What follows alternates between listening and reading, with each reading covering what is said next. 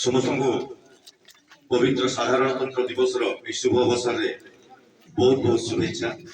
आज आम अहोभाग्यवान आम देश आम राज्य आम गाँ आम समस्ते एकजुट सार्वभौमत्व को लेकिन आम बंचुचु तार गोटे प्रमाण आम पाइलु। आम विभिन्न जिल्लारू आसी आज यही गाँव में बुदापुर ग्राम पंचायत रे आज कृषि विभाग गोटे समावेश सामिल आम अहोभाग्यवान समस्त सहयोग पंचायत सहयोग आज ये अच्छु। आज सात उपस्थिति आम तो समस्त शपथ पाठ कर सारी आई 76तम पवित्र साधारणतंत्र दिवस में समस्त को एकजुट कर कहि भारत माता की, भारत माता की जय जवान, जय जवान, वंदे इनकलाब। समस्त जय जयकार हो, शिक्षार प्रसार हो। हे मोर कुनी कुनी छात्र छात्री माने समस्ते एकजुट होगी विद्या को अग्राधिकार दियो एवं समस्ते आगामी भविष्य रे पूरी खुशी रे समस्ते को भारत माता की। समस्त को नमस्कार, धन्यवाद, जय जय। अन्य जिला राज्य अशेष अशेष धन्यवाद। ग्राम पंचायत प्रधान शिक्षक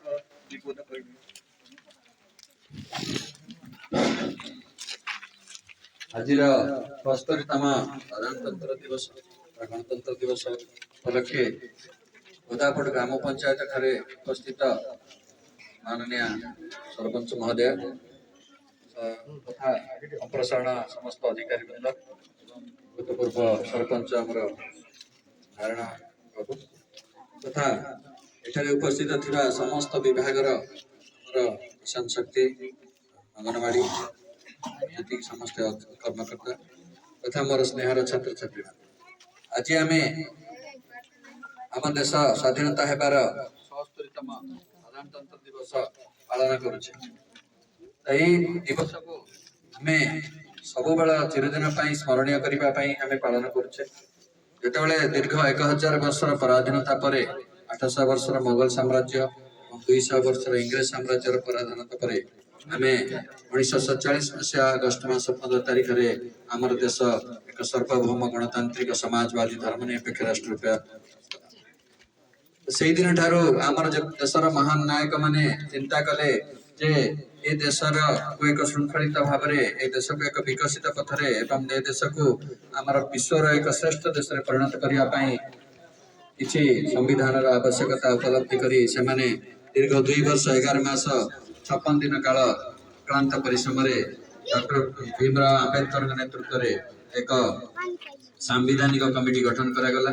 से सांविधानिक कमिटी 1950 मसीहा तार सरकार को रिपोर्ट प्रदान कला एवं सरकार से वर्ष जनवरी 26 तारिख 1950 मसीहा जनवरी 26 तारिख में संविधान को लागू कर संविधान आमको स्वाधीनता देछि, मौलिक अधिकार देछि, शिक्षा स्वास्थ्य गमनागमन जाति धर्म वर्ण निर्विशेष आम समस्त को स्वाधीन भाव में मत व्यक्त कर अधिकार देछि एवं ता सहित आम देश दीर्घ 76 वर्ष काल तार अमृत महोत्सव पालन कर मोर समस्त को अनुरोध करी पंचायतवासी को पंचायत विकास निमंते पंचायत उन्नति निमंते आम समस्ते मन प्राण दे उद्यम जारी रखा एवं आमर शिक्षा स्वास्थ्य गमनागमन कृषि सबु क्षेत्र में जमी आम पंचायत विकास लाभ कर से दिगरे आम समस्त यत्नवान हाँ ये कही मोर वक्तव्य शेष। धन्यवाद।